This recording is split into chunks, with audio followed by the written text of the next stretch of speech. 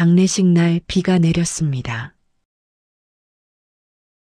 가늘게 소리 없이 마치 세상이 함께 울고 있는 것처럼 장례식장 입구의 검은 차양 아래 서서 나는 빗소리를 듣고 있었습니다. 아니, 듣고 있었다기보다는 그냥 서 있었다는 표현이 맞을 것 같습니다.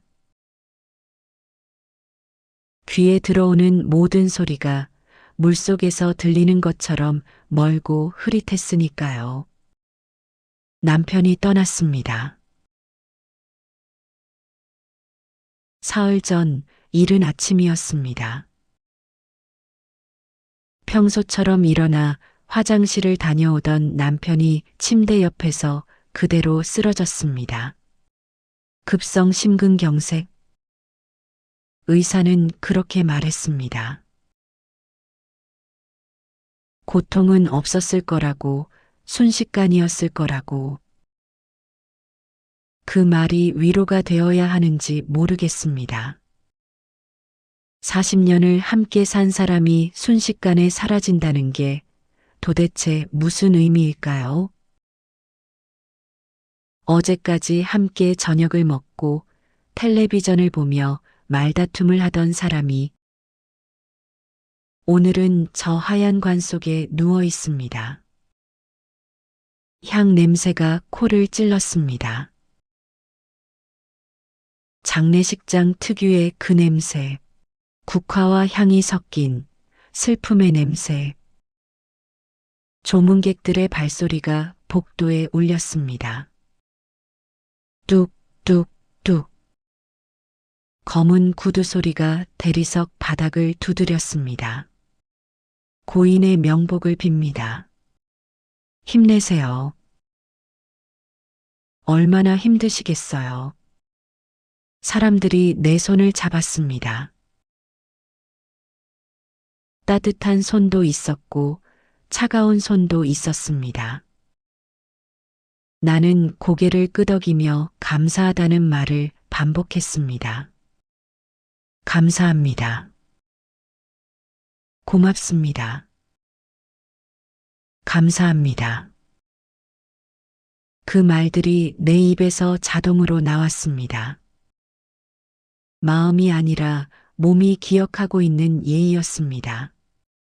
상주는 이렇게 행동해야 한다는 것을요. 자녀들은 옆에서 울고 있었습니다. 큰아들은 눈물을 참으려 애쓰고 있었고 딸은 소리내어 흐느꼈습니다. 나는 그들을 바라보면서도 이상하게 눈물이 나오지 않았습니다. 울어야 할 것 같은데 울 수가 없었습니다. 가슴은 텅 비어 있었고 머리는 하얗게 비어 있었습니다. 슬프다는 감정조차 명확하지 않았습니다. 그저 멍했습니다. 현실이 아닌 것 같았어요. 오후 3시쯤이었을 것입니다. 조문객이 뜸해지고 장례식장이 조금 한산해졌을 때였습니다. 나는 빈소 앞 의자에 앉아 멍하니 남편의 영정 사진을 바라보고 있었습니다. 사진 속 남편은 웃고 있었습니다. 작년 가을 손주 돌잔치 때 찍은 사진이었습니다. 환하게 웃는 얼굴.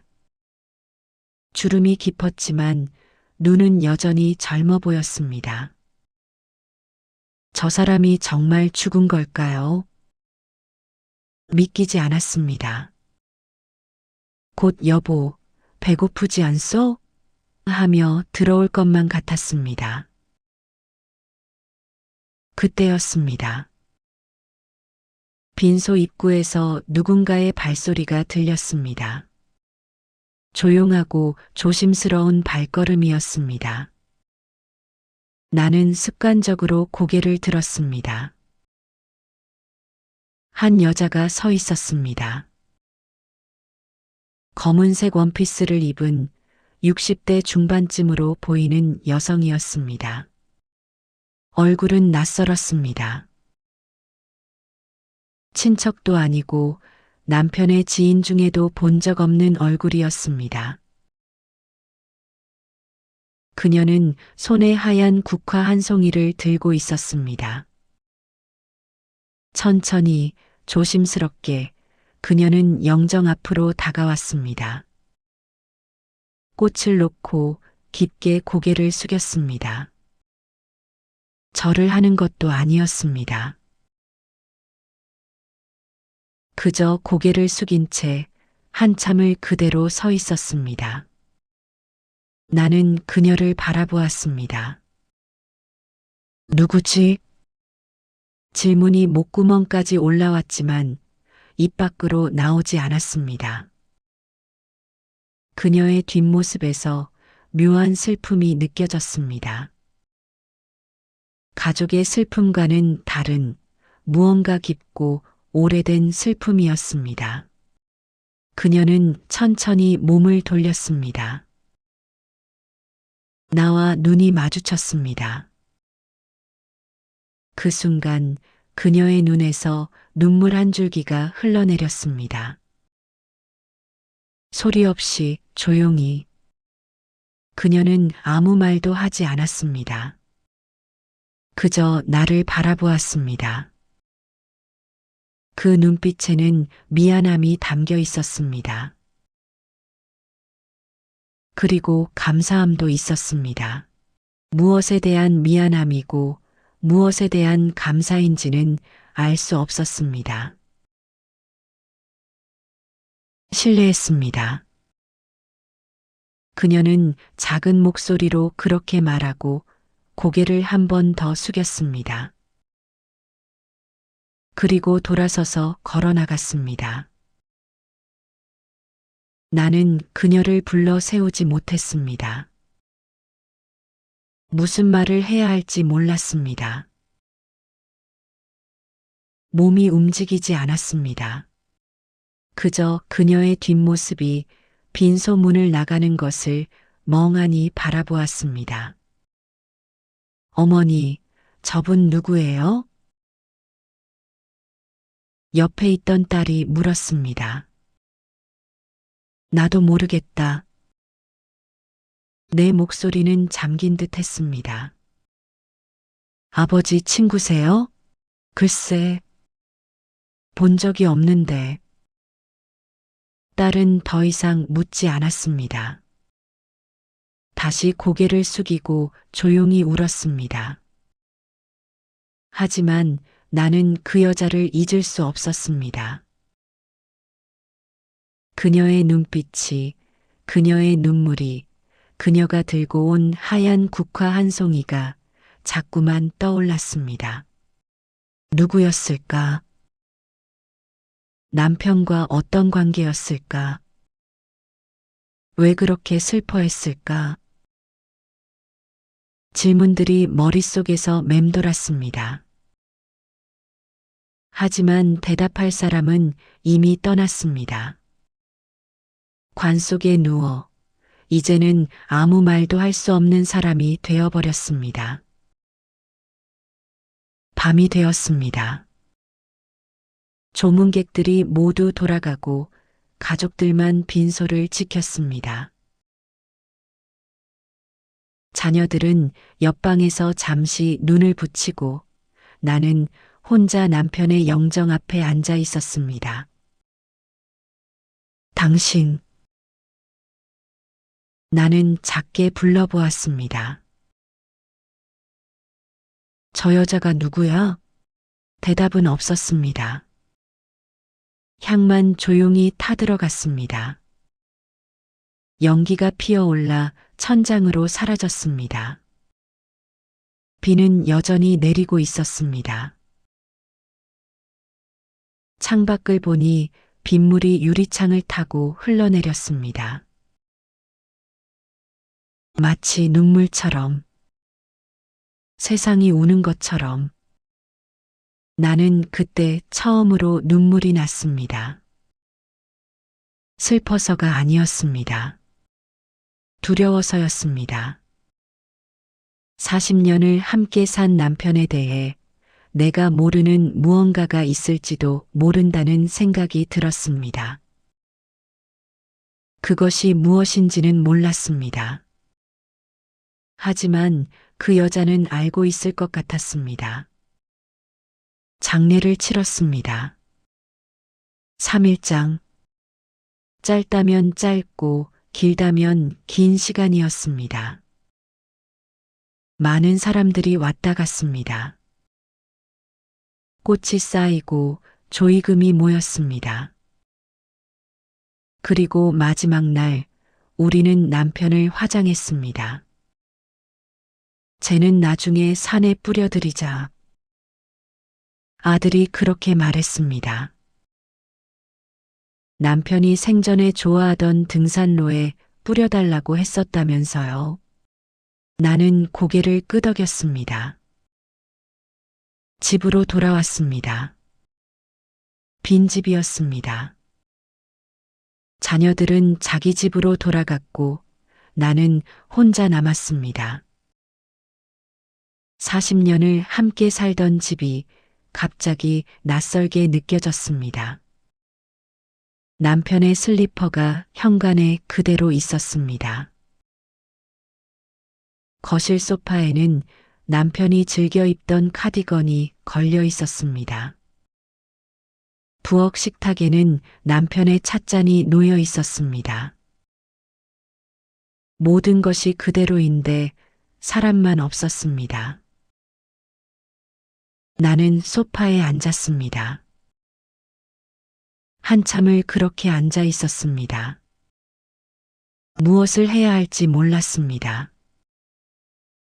텔레비전을 켜볼까 생각했지만 손이 움직이지 않았습니다. 그때 문득 그 여자가 떠올랐습니다. 장례식 날 나타났던 하얀 국화를 들고 왔던 그 여자. 며칠이 지났는데도 잊혀지지 않았습니다.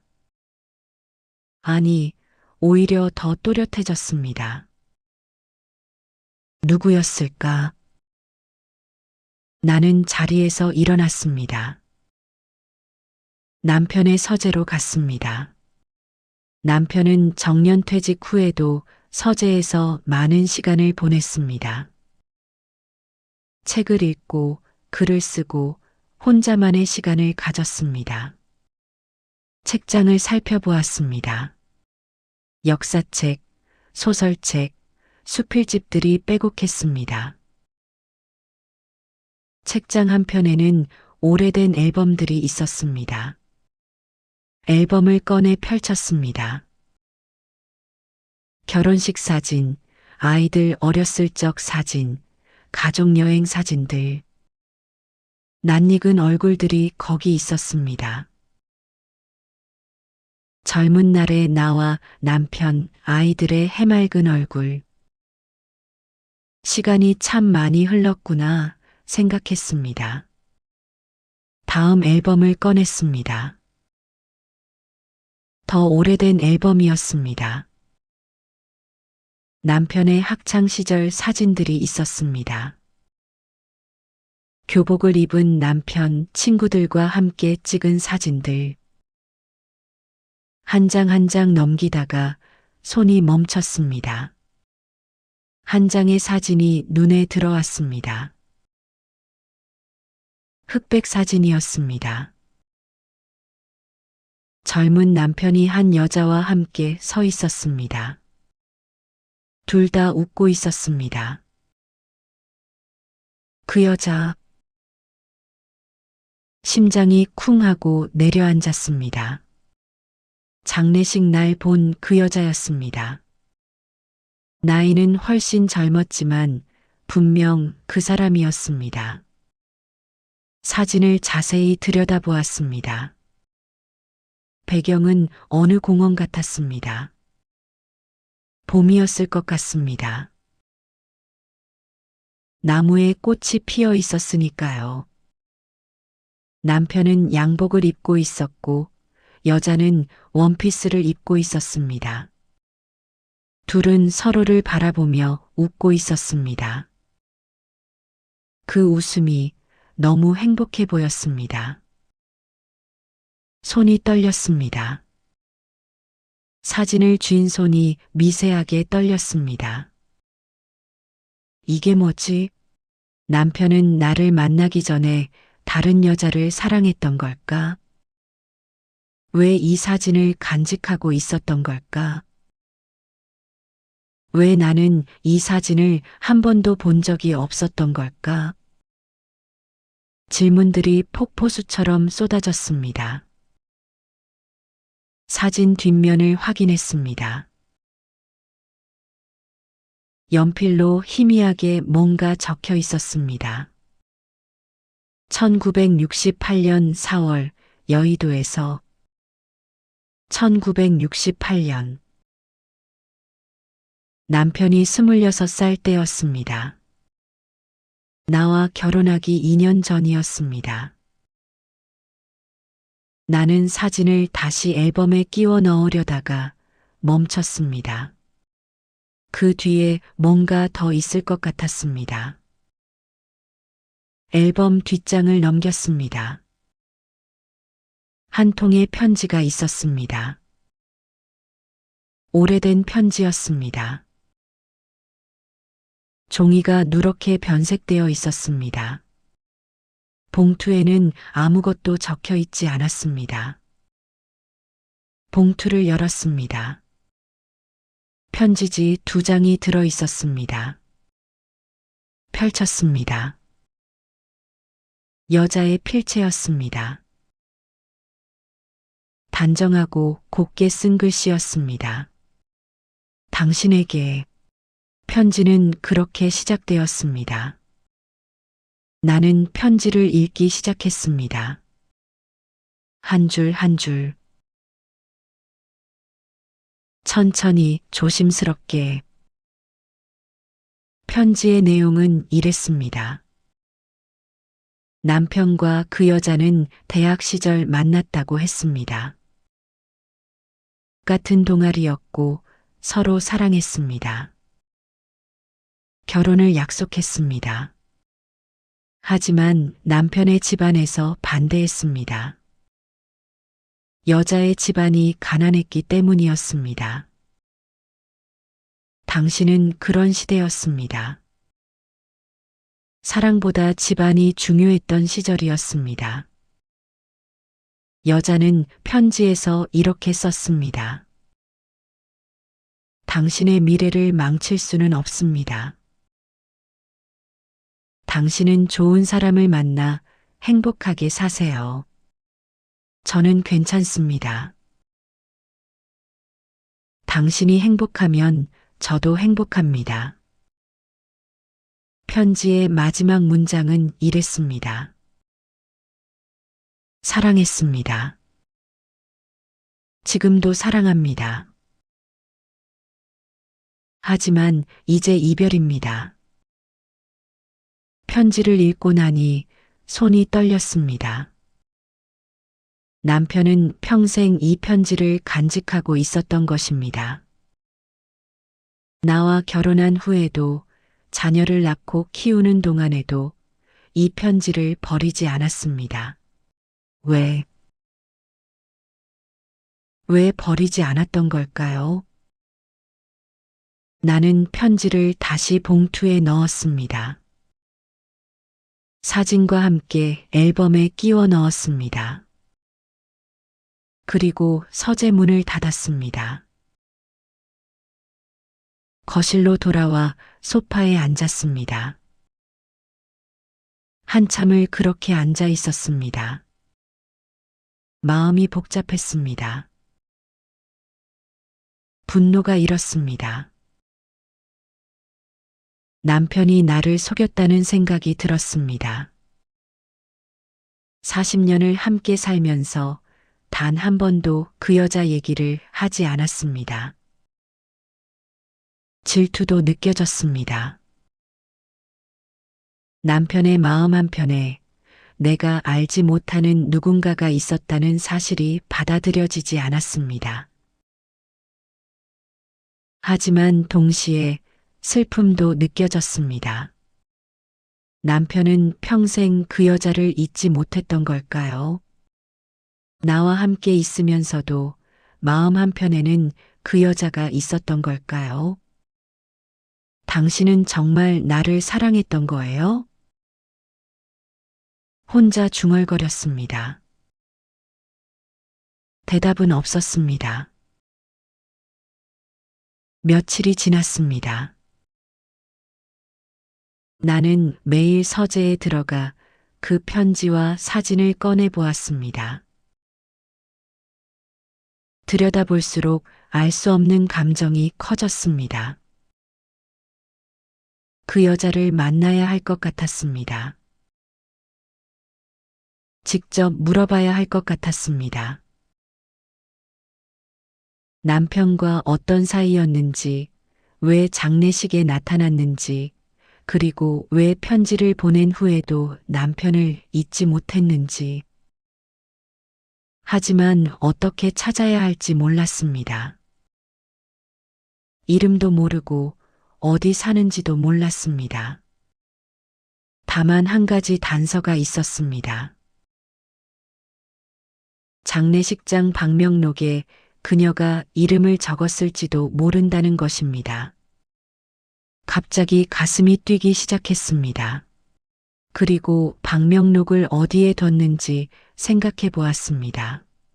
안방, 서랍장, 떨리는 가슴을 억누르며 안방으로 향했습니다.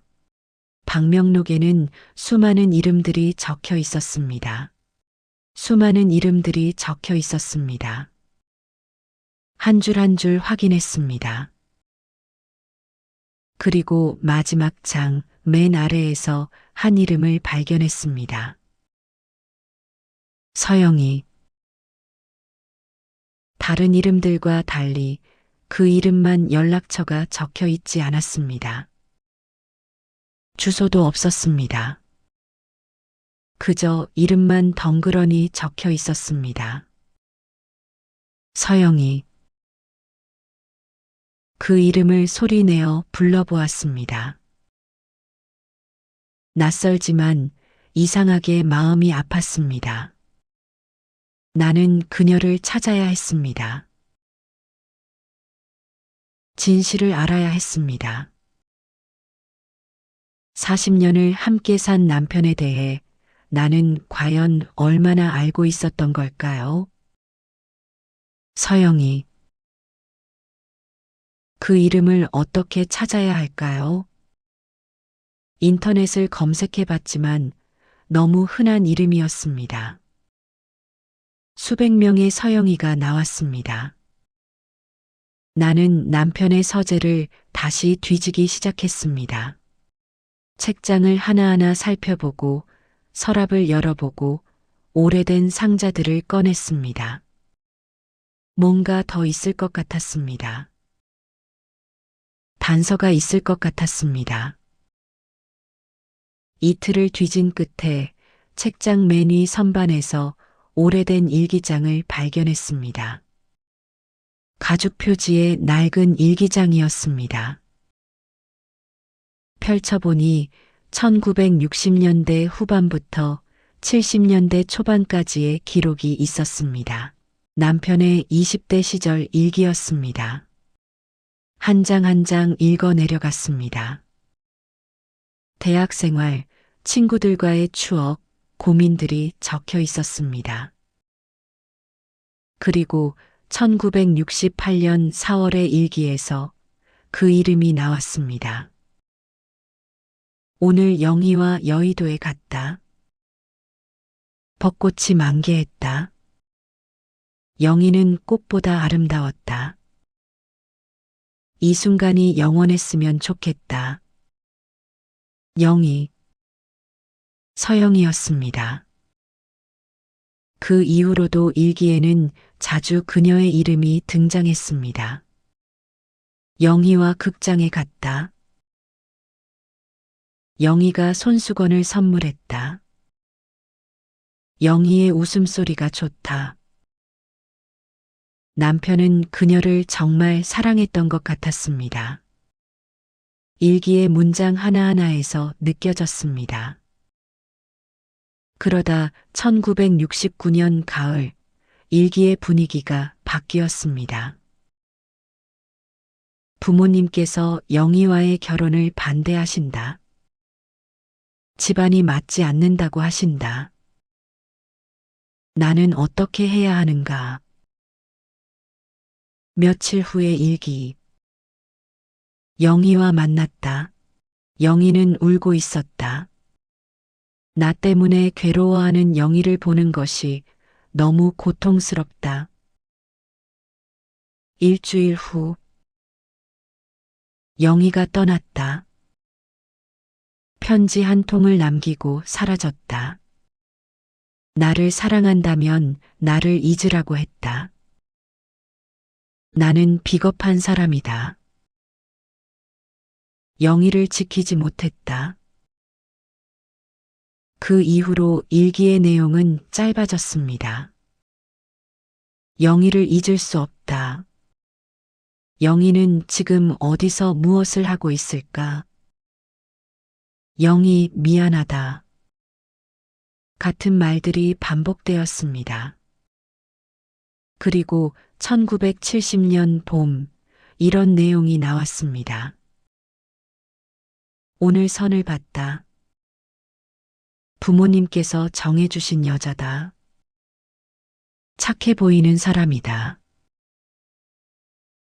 하지만 내 마음은 여전히 영희에게 있다. 나는 이 여자에게 미안하다. 그 여자가 나였습니다. 나는 일기장을 덮었습니다. 숨이 막혔습니다. 남편은 나와 결혼했지만 마음은 다른 여자에게 있었던 것입니다. 처음부터 그랬던 것입니다. 분노가 치밀어 올랐습니다. 나는 뭐였어요? 빈방에 대고 소리쳤습니다. 40년 동안 당신 곁을 지켰는데 나는 그저 대신품이었나요? 눈물이 쏟아졌습니다. 오랜만에 제대로 우는 것 같았습니다. 하지만 울고 나니 묘하게 마음이 조금 가라앉았습니다. 다시 일기장을 펼쳤습니다. 결혼 이후의 기록들을 읽었습니다. 아내는 좋은 사람이다. 내가 우울해 보일 때마다 격려해준다. 오늘 처사이가 태어났다. 아내는 고생이 많았다. 감사하다. 아내와 함께 산책을 했다. 아내의 웃는 얼굴이 예쁘다. 시간이 지날수록 일기의 내용이 변했습니다. 영희에 대한 언급은 줄어들고 나에 대한 이야기가 많아졌습니다. 그리고 1980년대의 어느 일기에서 이런 문장을 발견했습니다. 오늘 아내가 아팠다. 걱정이 되어 밤새 잠을 이루지 못했다. 아내를 잃으면 어쩌나 하는 생각이 들었다. 나는 언제부터 아내를 이렇게 사랑하게 된 걸까? 가슴이 뭉클했습니다. 남편은 처음엔 나를 사랑하지 않았을지 모릅니다. 하지만 시간이 지나면서 진심으로 나를 사랑하게 된 것 같았습니다. 그렇다면 영희는 어떻게 된 걸까요? 일기를 더 읽어 내려갔습니다. 1990년대 초반의 일기에서 다시 그녀의 이름이 나타났습니다. 오늘 우연히 영희를 봤다. 거리에서 멀리서. 나이가 들었지만 여전히 알아볼 수 있었다. 혼자였다. 결혼하지 않은 것 같다. 가슴이 미어졌다. 내가 그녀의 인생을 망친 것 같다. 그 이후로도 가끔 영희에 대한 언급이 나왔습니다. 영희는 지금도 혼자일까? 그녀도 나를 원망할까? 영희에게 사과하고 싶다. 하지만 지금 가면 모두가 상처받을 것이다. 용서를 구할 수 없다면 기도라도 하겠다. 영희가 행복하기를. 남편은 평생 죄책감을 안고 살았던 것 같았습니다. 영희를 지키지 못한 것, 그녀의 인생을 바꿔놓은 것에 대한 죄책감이었습니다. 나는 일기장을 덮고 한참을 생각에 잠겼습니다. 복잡한 감정이 소용돌이 쳤습니다. 분노, 질투, 슬픔, 그리고 이해. 남편도 고통스러웠을 것입니다. 사랑하는 사람을 지키지 못한 채 살아가는 것, 그것도 고통이었을 것입니다. 하지만 나는 어떤가요? 나는 그 사실을 전혀 모른 채 40년을 살았습니다. 남편이 나를 온전히 사랑한다고 믿었습니다. 아니, 믿고 싶었습니다. 나보다 먼저 당신은 그 사람을 사랑했던 거죠. 혼잣말이 흘러나왔습니다. 문득 궁금해졌습니다. 영희는 지금 어떻게 살고 있을까? 정말 결혼하지 않았을까? 왜 장례식에 나타났을까? 그녀는 아직도 남편을 사랑하고 있는 걸까? 알아야 했습니다. 직접 만나서 물어봐야 했습니다. 나는 아들에게 전화를 걸었습니다. 아들아, 너 혹시 사람 찾는 방법 아니? 무슨 사람이요? 아버지, 오래된 지인이야. 아들은 잠시 망설이더니 알아보겠다고 했습니다. 일주일 후 아들에게서 연락이 왔습니다. 어머니, 그 이름으로 찾아봤는데요. 몇 명 나왔어요. 그 중에 나이가 맞는 사람이 한 분 있는데 서울 성북구에 사신대요. 주소를 받아 적었습니다. 뭔데 그래요? 아버지 친구세요? 응, 그냥 인사드려야 할 것 같아서. 거짓말이었습니다. 하지만 아들에게 진실을 말할 수는 없었습니다. 며칠을 고민했습니다. 정말 찾아가야 할까? 만나서 뭐라고 말해야 할까? 하지만 결국 결심했습니다. 이대로는 남편을 보낼 수 없었습니다. 진실을 알아야 했습니다. 어느 가을날 오후 나는 그 주소를 찾아갔습니다. 성북구의 조용한 주택가였습니다. 오래된 단층 집이 줄지어 있었습니다. 그중 한 집 앞에 섰습니다. 문패에 서영이라는 이름이 적혀 있었습니다. 심장이 빠르게 뛰었습니다. 손이 떨렸습니다. 초인종을 누를까 말까? 한참을 망설였습니다. 그때 안에서 인기척이 들렸습니다. 문이 열렸습니다. 그녀였습니다. 장례식 날 본 그 여자 서영이었습니다. 그녀도 나를 알아봤습니다. 얼굴이 굳어졌습니다. 부인, 그녀가 작게 말했습니다. 들어가도 될까요? 내 목소리는 떨리고 있었습니다. 그녀는 잠시 망설이다가 고개를 끄덕였습니다. 집안은 깨끗하고 단정했습니다. 혼자 사는 사람의 집 같았습니다. 거실에는 책들이 많았고 창가에는 화분이 놓여 있었습니다. 차를 드릴게요. 그녀가 부엌으로 갔습니다. 나는 거실 소파에 앉아 기다렸습니다. 벽에 걸린 액자들을 보았습니다. 풍경 사진들이었습니다. 바다, 산, 들판, 사람은 한 명도 없었습니다. 그녀가 차를 들고 왔습니다. 찻잔을 내 앞에 놓고 맞은편에 앉았습니다. 침묵이 흘렀습니다. 누가 먼저 말을 꺼내야 할까? 무슨 말부터 해야 할까? 결국 내가 먼저 입을 열었습니다. 장례식에 오셨었죠? 네. 신뢰를 무릅쓰고 갔습니다. 죄송합니다.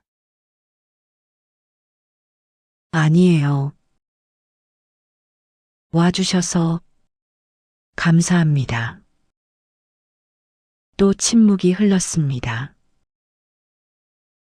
선생님과 저희 남편이 어떤 사이셨는지 물어봐도 될까요? 그녀는 찻잔을 바라보며 한참을 말이 없었습니다. 그러다 천천히 입을 열었습니다. 오래전 이야기입니다. 대학 시절이었어요. 그녀는 조용히 이야기를 시작했습니다. 남편과 만난 이야기, 사랑한 이야기, 그리고 헤어진 이야기를요. 그분 집안에서 반대했어요. 저희 집이 가난했거든요. 당시엔 그게 중요했습니다. 그래서 헤어지신 거군요. 네. 제가 떠났어요. 그분의 앞길을 막을 수 없었으니까요. 후회하지 않으셨어요? 그녀는 고개를 들어 나를 바라봤습니다. 눈가에 주름이 깊었습니다.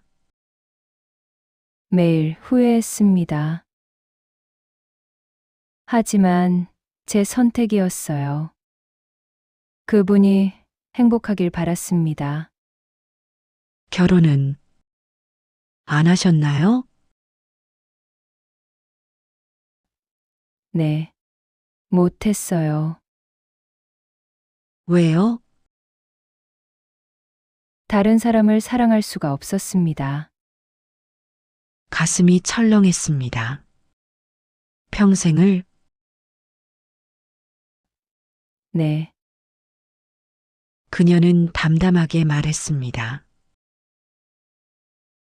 원망도 후회도 없는 목소리였습니다. 그저 사실을 말하는 것 같았습니다. 그러면 우리 남편은 어떻게 알고 계셨어요? 소식을 주고받으셨나요?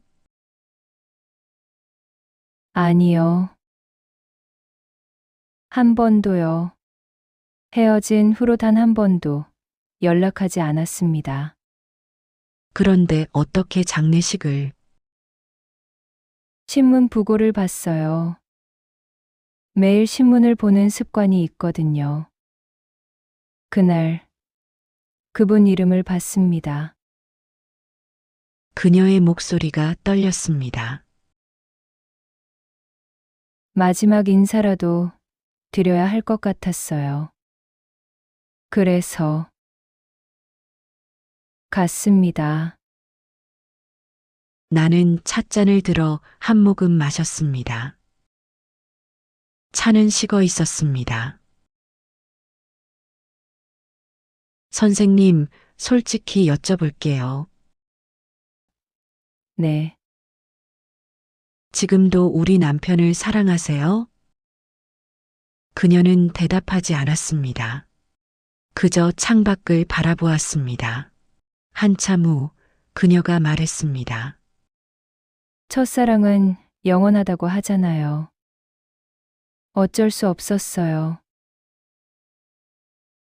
잊으려고 노력했지만 잊을 수가 없었습니다. 질투가 일었습니다. 동시에 슬픔도 느껴졌습니다. 이 여자는 평생을 혼자 살았습니다. 사랑하는 사람을 떠나보낸 채로요. 그것도 고통이었을 것입니다. 우리 남편도 선생님을 잊지 못했던 것 같아요. 그녀가 놀란 듯 나를 바라봤습니다. 일기장을 봤어요. 선생님 이야기가 나오더라고요. 그녀의 눈에 눈물이 고였습니다. 평생 미안했습니다. 부인께 왜요? 제가 그분 마음 한편을 차지하고 있었으니까요. 부인께 온전히 드려야 하는 마음을요. 나는 고개를 저었습니다. 아니에요. 선생님 잘못이 아니에요. 하지만 사랑은 죄가 아니잖아요. 그녀가 소리내어 울기 시작했습니다. 오랫동안 참았던 감정이 터져 나오는 것 같았습니다. 나도 눈물이 났습니다. 두 사람이 앉아서 한참을 그렇게 울었습니다. 울고 나니 마음이 조금 편해졌습니다. 선생님, 제게 한 가지만 말씀해 주세요. 네, 우리 남편이 저를 사랑했을까요? 그녀는 찻잔을 들어 한 모금 마시고 나를 바라보며 말했습니다. 사랑하셨을 거예요. 진심으로요. 어떻게 아세요? 제가 그분을 알거든요. 그분은 책임감 있는 사람이었어요. 시작은 의무였을지 몰라도 뜻은 진심이었을 겁니다. 그 말이 위로가 되었습니다. 집으로 돌아오는 길 마음이 복잡했습니다. 하지만 이상하게 조금은 가벼워진 기분이었습니다. 진실을 알고 나니 오히려 이해가 되었습니다. 남편도 그 여자도 모두 최선을 다해 살았던 것 같았습니다. 사랑은 복잡한 것이었습니다. 한 사람만 사랑해야 하는 것도 아니고 사랑했다고 해서 모두 함께할 수 있는 것도 아니었습니다. 하지만 그게 인생이었습니다. 서영이를 만나고 일주일이 지났습니다. 마음은 여전히 복잡했지만 조금씩 정리가 되어가는 것 같았습니다. 남편을 원망하는 마음도 영희를 질투하는 마음도 조금씩 가라앉았습니다. 그날 오후 초인종이 울렸습니다. 문을 열어보니 서영이가 서 있었습니다. 손에 봉투 하나를 들고 있었습니다. 부인, 잠깐 시간 괜찮으세요? 네, 들어오세요. 그녀는 조심스럽게 집 안으로 들어왔습니다. 거실 소파에 마주 앉았습니다. 갑자기 찾아와서 죄송합니다. 드릴 게 있어서요. 그녀는 봉투를 내밀었습니다. 이게 뭔가요?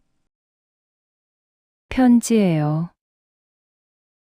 선생님 남편이 저에게 남긴 편지입니다.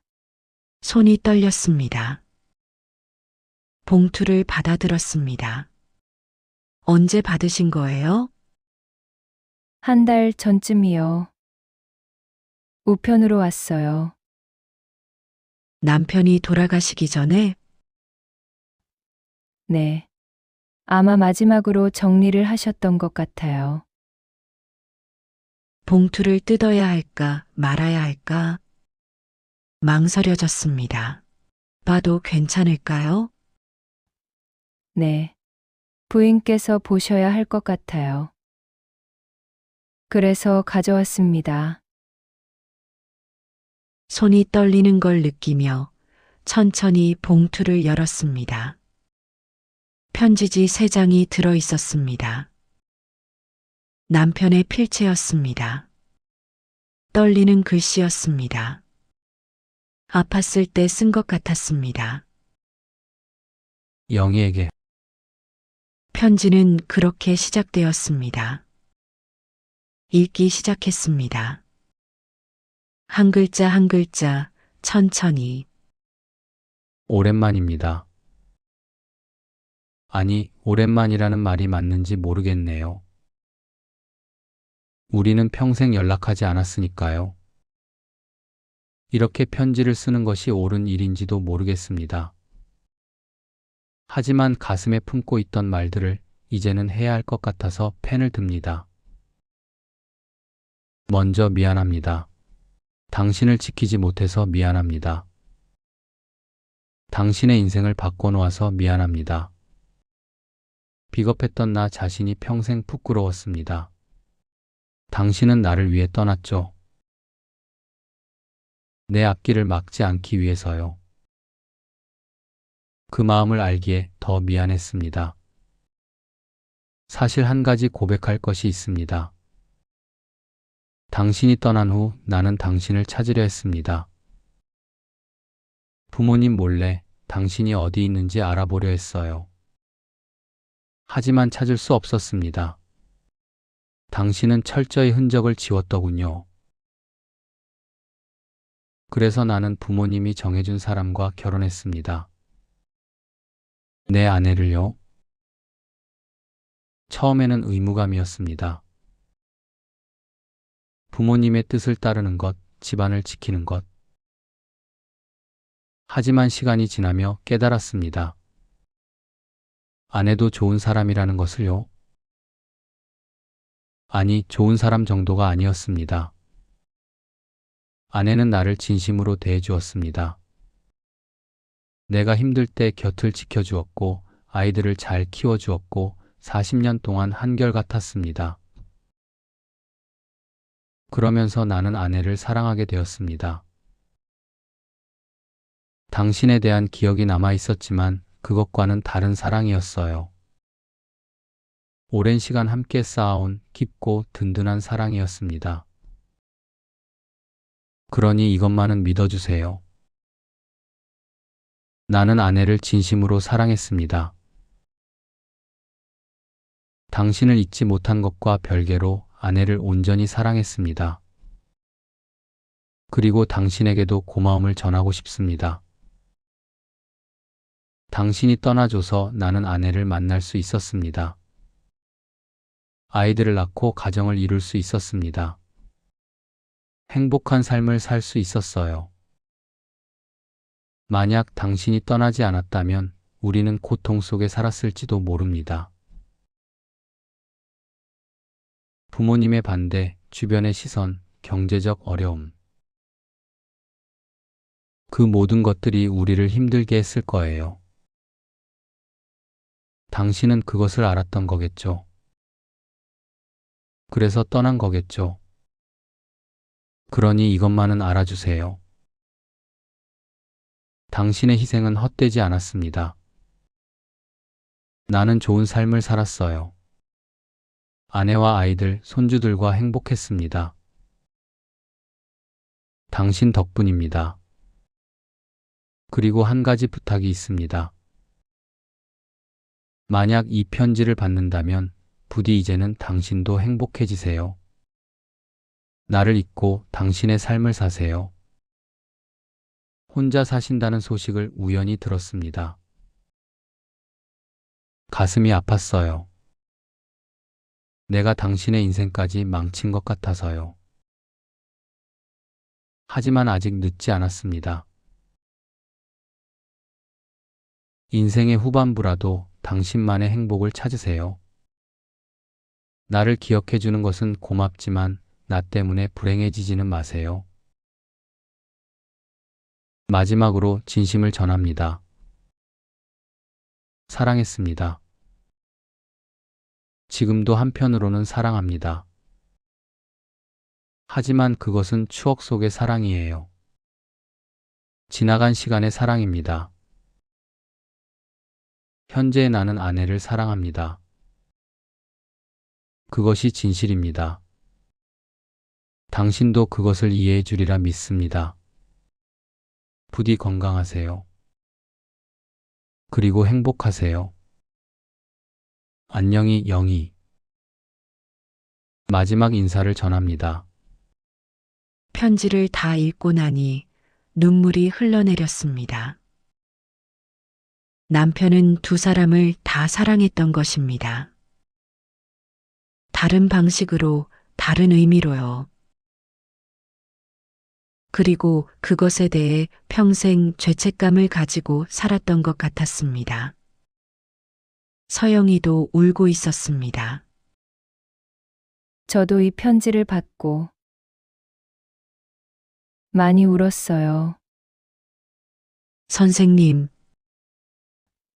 네, 우리 남편이 진심이었을까요? 나를 정말 사랑했을까요? 서영이는 고개를 끄덕였습니다. 네. 그러셨을 거예요. 이 편지에서 느껴지잖아요. 부인을 향한 진심이요. 나는 편지를 다시 읽었습니다. 천천히, 꼼꼼하게. 아내를 진심으로 사랑했습니다. 그 문장이 눈에 들어왔습니다. 남편은 나를 사랑했던 것입니다. 처음엔 아니었을지 몰라도 시간이 지나며 진심으로 사랑하게 된 것입니다. 그것으로 충분했습니다.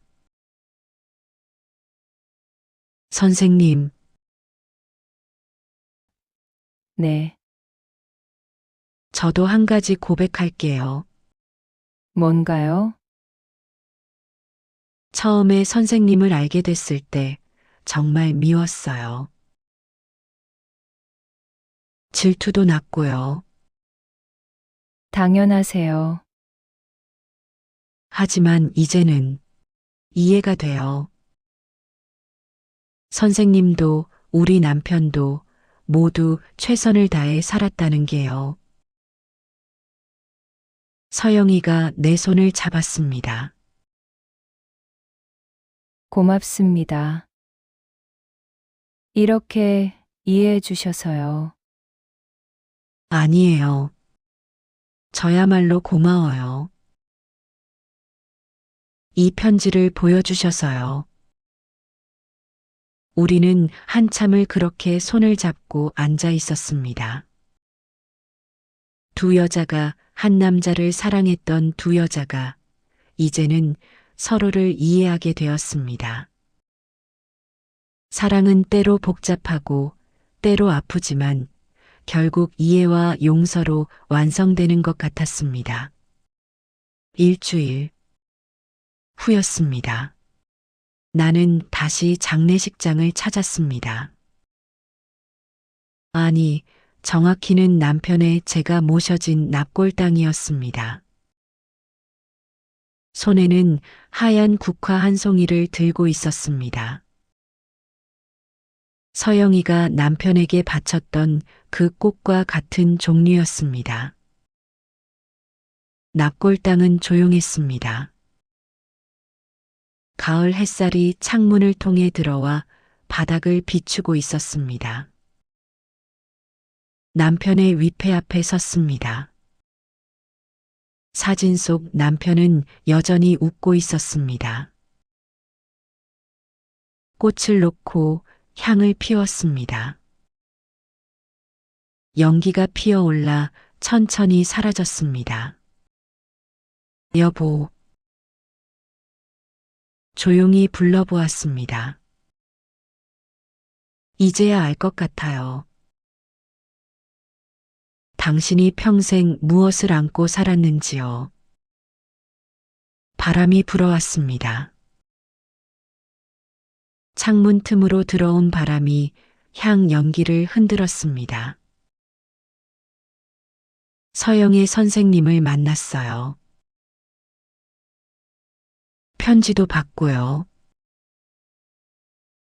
남편이 대답할 리 없었지만 계속 말을 이어갔습니다. 처음에는 화가 났어요. 당신이 나를 속였다고 생각했죠. 하지만 이제는 알겠어요. 눈물이 흘러내렸습니다. 당신도 힘들었겠죠. 사랑했던 사람을 보내고 그 죄책감을 안고 살아가는 게요. 한참을 그렇게 서 있었습니다. 당신 나를 사랑했죠? 대답은 없었지만 알 것 같았습니다. 남편은 나를 사랑했습니다. 진심으로요. 나도 당신을 사랑했어요. 지금도 사랑해요. 바람이 또 한 번 불어왔습니다. 그리고 이제는 서영의 선생님도 이해해요. 그분도 당신을 사랑했으니까요. 다른 방식이었지만요. 사랑은 하나가 아니었습니다. 여러 형태가 있었습니다. 첫사랑의 설렘, 오랜 시간 함께한 깊이, 혼자서도 품을 수 있는 그리움. 모두 사랑이었습니다. 당신은 두 여자를 행복하게 해줬어요. 서로 다른 방식으로요. 문득 깨달았습니다. 남편은 나에게 일상의 행복을 주었습니다. 함께 밥을 먹고 아이들을 키우고 늙어가는 평범하지만 함께 밥을 먹고 소중한 행복이었습니다. 아이들을 키우고 늙어가는 평범하지만 그리고 소중한 서영이에게는 행복이었습니다. 영원한 영원한 첫사랑을 남겨주었습니다. 시간이 지나도 변하지 않는 추억 속에 영원히 아름다운 사랑이었습니다. 두 가지 모두 의미 있는 사랑이었습니다. 이제 편히 쉬세요. 마지막으로 한 번 더 절을 했습니다. 납골당을 나오는데 멀리서 서영이가 걸어오고 있었습니다. 그녀도 손에 꽃을 들고 있었습니다. 우리는 마주쳤습니다. 부인, 선생님도 오셨네요. 네, 그냥 인사 드리러요. 같이 가실래요? 차 한잔 하시죠. 그녀가 놀란 듯 나를 바라봤습니다. 괜찮으세요? 네. 이제는 괜찮아요. 우리는 함께 납골당 앞 찻집으로 갔습니다. 창가 자리에 앉아 차를 주문했습니다. 밖으로는 단풍이 물든 나무들이 보였습니다. 예쁘네요. 서영이가 창밖을 보며 말했습니다. 네, 가을이에요. 부인, 저 한 가지만 물어봐도 될까요? 네, 정말 괜찮으세요? 저를 미워하지 않으세요? 나는 잠시 생각했습니다. 처음에는 미웠어요. 질투도 났고요. 하지만 이제는 이해해요. 어떻게 그러실 수 있어요? 선생님도 피해자였으니까요. 우리 남편도 선생님도 나도 모두 그 시대의 희생자였던 거죠. 서영이의 눈가에 눈물이 맺혔습니다. 부인은 정말 좋은 분이세요. 아니에요. 그냥 나이가 들면서 배운 거예요. 미워하고 원망하는 것보다 이해하고 용서하는 게 마음이 편하더라고요. 차가 나왔습니다. 따뜻한 김이 피어올랐습니다. 선생님, 앞으로 어떻게 사실 건가요? 글쎄요. 그냥 하루하루 살아가야죠. 혼자 사시기 외로우시겠어요. 익숙해졌어요. 오랫동안 혼자 살았으니까요. 가끔 연락하면 안 될까요? 우리. 서영이가 놀란 듯 나를 바라봤습니다. 괜찮으세요? 네.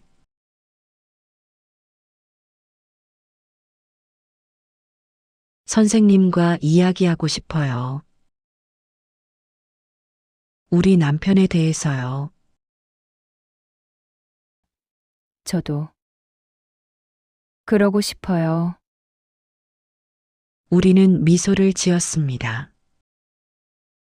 그날 이후 서영이와 나는 가끔 만났습니다. 차를 마시거나 산책을 하거나 그냥 이야기를 나눴습니다. 처음에는 어색했습니다. 같은 남자를 사랑했던 두 여자가 친구가 되는 것이 이상하게 느껴졌습니다.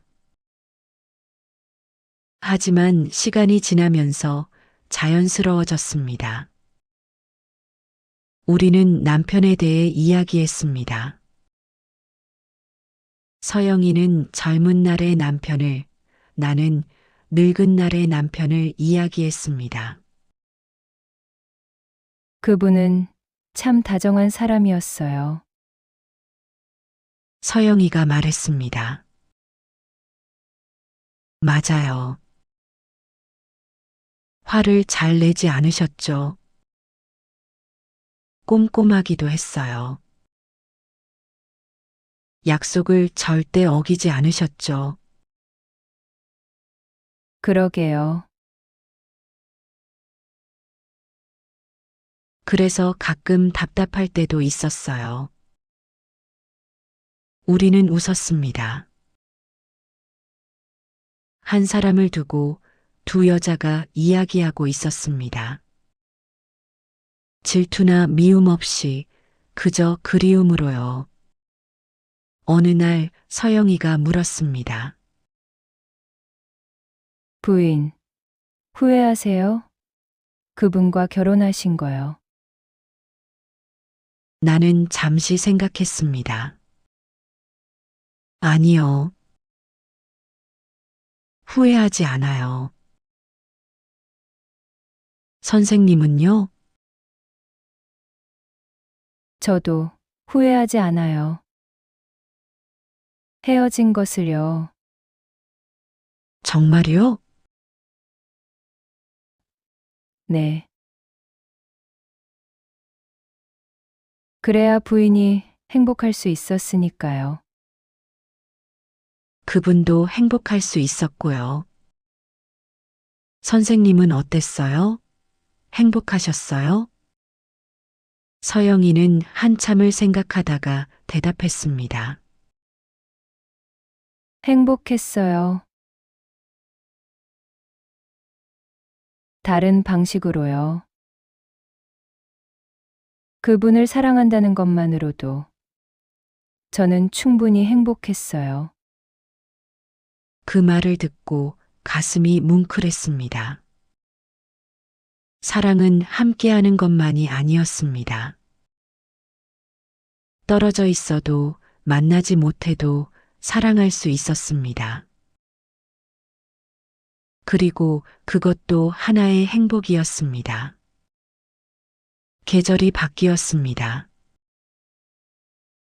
가을이 지나고 겨울이 왔습니다. 첫눈이 내렸습니다. 그날 나는 서영이와 함께 남편의 재를 뿌리러 갔습니다. 남편이 좋아하던 산이었습니다. 단풍이 예쁘기로 유명한 곳이었습니다. 겨울이 되어 나뭇잎은 다 떨어졌지만 그래도 아름다웠습니다. 등산로를 한참 올라가 남편이 좋아하던 자리에 섰습니다. 도시가 한눈에 내려다 보이는 곳이었습니다. 아들과 딸도 함께였습니다. 손주들도 왔습니다. 아버지 여기 좋아하셨어요. 아들이 말했습니다. 응. 자주 오셨지. 재를 담은 통을 열었습니다. 바람이 불었습니다. 아들이 조심스럽게 재를 바람에 날렸습니다. 하얀 재가 공중에 흩날렸습니다. 할아버지, 안녕히 가세요. 손주가 작은 목소리로 말했습니다. 나는 마지막 인사를 속으로 했습니다. 여보, 이제 편히 쉬세요. 모든 걸 놓으시고 자유로워지세요. 제가 바람에 날아 사라졌습니다. 하늘로, 산으로, 어디론가 흩어져 갔습니다. 그 순간 햇살이 구름 사이로 비쳤습니다. 마치 축복처럼. 서영이도 조용히 고개를 숙이고 있었습니다. 그녀의 어깨가 조금 떨리고 있었습니다. 나는 그녀의 손을 잡았습니다. 그녀가 놀라서 나를 봤습니다. 이제 그만 울어요. 그분도 이제 편해지셨어요. 서영이가 고개를 끄덕였습니다. 네. 맞아요. 우리는 한참을 그 자리에 서 있었습니다. 산 아래로 도시의 풍경이 펼쳐져 있었습니다. 수많은 건물들, 수많은 사람들이 살고 있었습니다. 각자의 이야기를 가지고요. 부인, 네,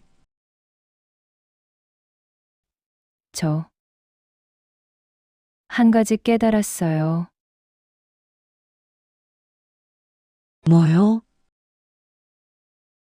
사랑은 혼자 하는 게 아니더라고요. 무슨 뜻이에요? 사랑하는 사람이 떠나도 그 사랑은 남아요. 그리고 그 사랑은 결국 우리가 완성하는 거더라고요. 나는 그 말의 의미를 곰곰이 생각했습니다. 맞았습니다. 남편은 떠났지만 남편의 사랑은 남아 있었습니다. 내 안에, 서영이 안에, 아이들 안에, 손주들 안에, 그리고 우리가 그 사랑을 기억하고 이어가고 나누는 것. 그것이 사랑을 완성하는 것이었습니다. 맞아요. 그런 것 같아요. 산을 내려오는 길, 서영이가 물었습니다. 부인, 이제 뭐 하실 거예요? 글쎄요. 그냥 살아야죠. 선생님은요? 저도요. 하루하루 살아가야죠. 같이 살아가요. 우리 네, 가끔 만나서 차도 마시고 산책도 하고 이야기도 나누고요. 그렇게 살아가요. 서영이가 미소를 지었습니다. 좋아요. 그럴게요. 그날 밤 집으로 돌아와 일기를 썼습니다. 오랜만에 쓰는 일기였습니다. 오늘 당신의 죄를 뿌렸습니다. 당신이 좋아하던 산에요. 날씨가 좋았어요. 당신도 좋아하셨을 거예요. 서영이 선생님도 함께였습니다. 우리 이제 친구가 되었어요. 이상하죠? 같은 남자를 사랑했던 두 여자가 친구가 되다니. 하지만 괜찮아요. 아니, 좋아요. 선생님과 이야기하면 당신이 더 가까이 느껴지거든요. 당신 두 여자를 사랑했죠. 다른 방식으로요. 그래도 괜찮아요. 사랑은 하나만 있는 게 아니니까요. 이제 편히 쉬세요. 우리는 여기서 잘 살아갈게요. 당신이 남긴 사랑을 이어가면서요. 사랑해요. 여보. 그리고 고마워요. 나에게 와줘서. 나와 함께 살아줘서. 일기를 닫고 불을 껐습니다. 창밖으로 달빛이 들어왔습니다. 고요한 밤이었습니다. 이제는 혼자가 두렵지 않았습니다. 남편은 떠났지만 혼자가 아니었습니다. 아이들이 있고 손주들이 있고 서영이가 있었습니다. 그리고 무엇보다 남편의 사랑이 내 안에 있었습니다. 그것으로 충분했습니다. 며칠 후 서영이에게서 편지가 왔습니다. 손으로 직접 쓴 편지였습니다. 부인께 그날 함께 산에 갔던 것 정말 감사했습니다. 부인이 제 손을 잡아주셨을 때 얼마나 마음이 따뜻했는지 몰라요. 평생 혼자였던 저에게 이렇게 손을 내밀어 주시다니. 부인은 정말 대단한 분이세요. 저는 그분을 평생 사랑했지만 함께하지는 못했습니다. 하지만 부인은 그분과 함께 40년을 사셨죠. 그것이 얼마나 소중한 것인지 이제 알 것 같아요.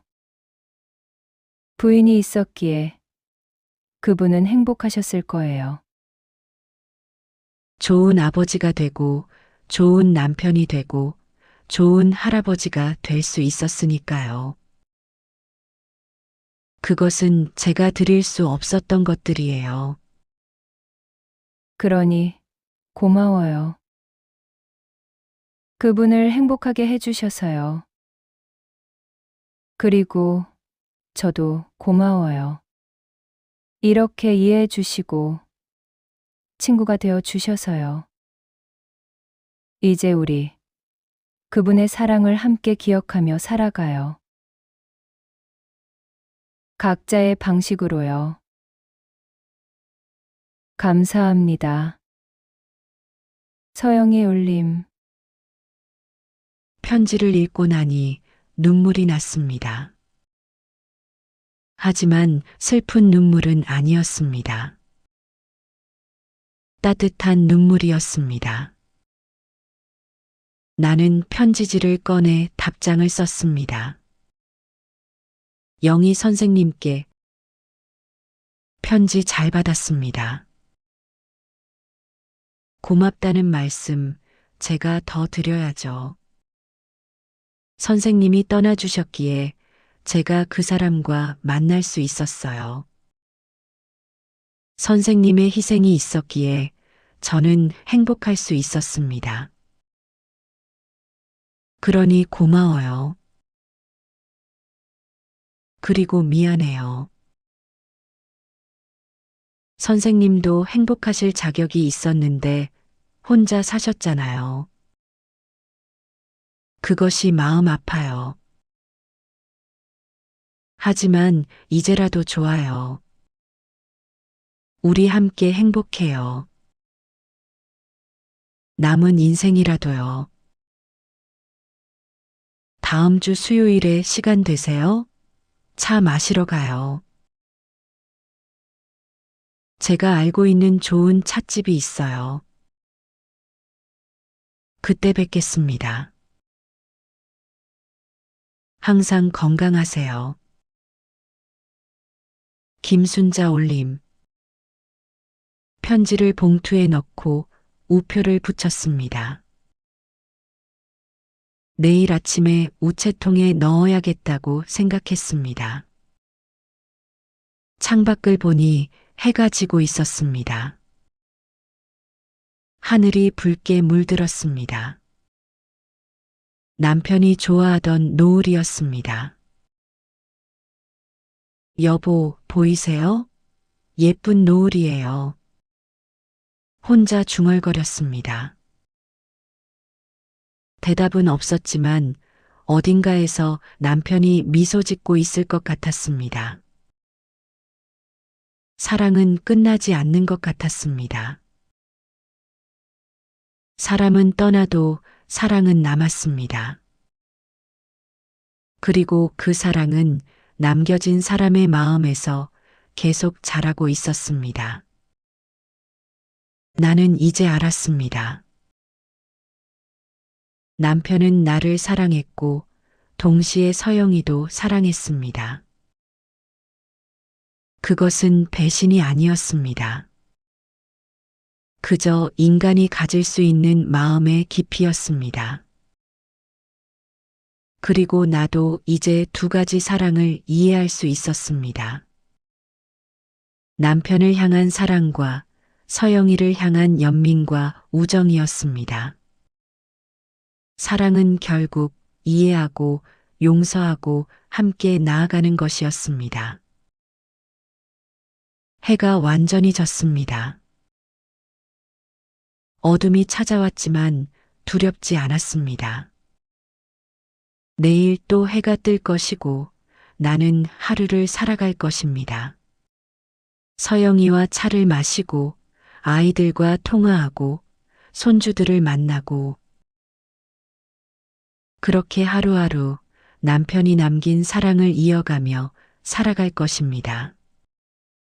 그것이 내가 할 수 있는 남편을 위한 마지막 사랑이었습니다. 안녕히 여보. 마지막으로 한 번 더 속삭였습니다. 편히 쉬세요. 우리는 여기서 잘 살아갈게요. 당신의 사랑으로요. 바람이 불어왔습니다. 창문을 스치는 바람 소리가 마치 대답처럼 들렸습니다. 나는 미소를 지었습니다. 이제 괜찮았습니다. 모든 것이 괜찮았습니다. 사랑은 결국 남겨진 사람의 마음에서 완성됩니다. 함께했던 시간도 떨어져 있던 시간도 모두 사랑이었습니다. 그리고 그 사랑은 이렇게 계속 이어집니다.